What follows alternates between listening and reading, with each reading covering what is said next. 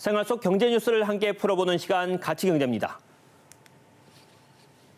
오늘 드디어 LG에너지솔루션이 주식시장에 상장했는데요. 공모가 대비 최고 100% 정도 가격이 뛰면서 단숨에 국내 시가총액 2위가 됐습니다.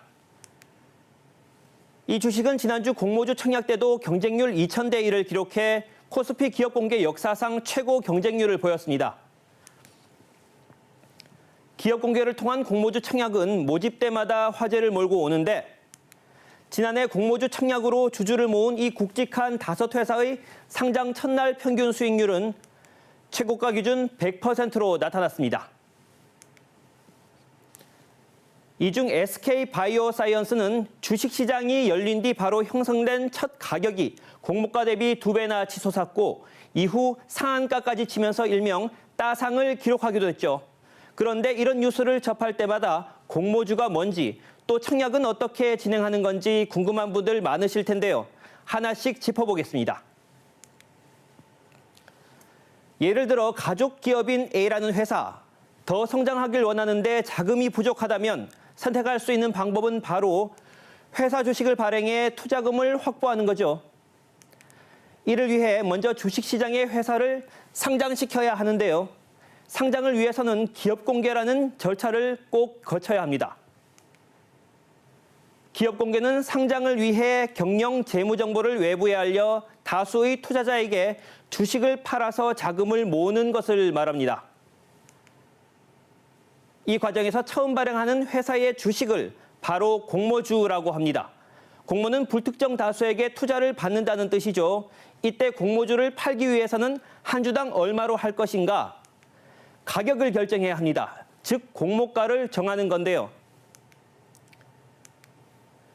A 회사가 희망하는 공모가를 제시를 하면 이후 국민연금이나 증권사와 같은 기관 투자자도 얼마에 사겠다는 수요 예측을 내놓게 되고요.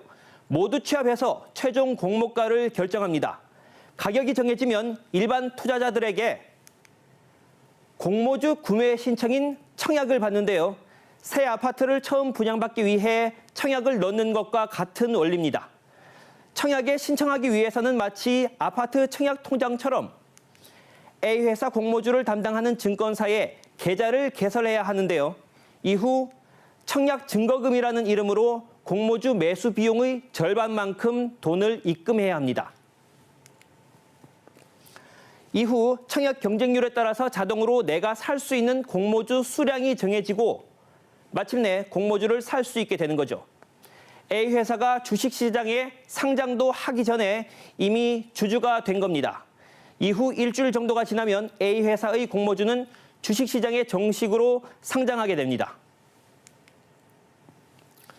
그렇다면 왜 사람들은 상장하기 전 주식인 공모주를 사려고 할까요? 이유는 해당 회사가 성장 가능성만 있다면 앞으로도 주식 가격은 계속 오를 것이기 때문에 처음 살 때가 가장 싸기 때문입니다. 아파트 청약 이유와 똑같죠. 또 다른 이유는 단기 차익을 노리는 건데요. 상장 첫날 해당 주식의 가격은 급등하는 경우가 많습니다. 이유는 공모주 청약에 참여하지 못한 수많은 투자자가 늦었지만 상장 첫날이라도 주식 매수에 나서기 때문인데요. 하지만 일부는 상장한 뒤 오히려 공모가보다 가격이 내려가는 경우도 있다는 점을 꼭 유념해야 합니다. 올해도 많은 유망 기업들이 상장을 준비하고 있는데요. 요즘 마땅한 투자처가 없다 보니 공모주 투자 열풍은 더 거세질 전망입니다. 가치경제였습니다.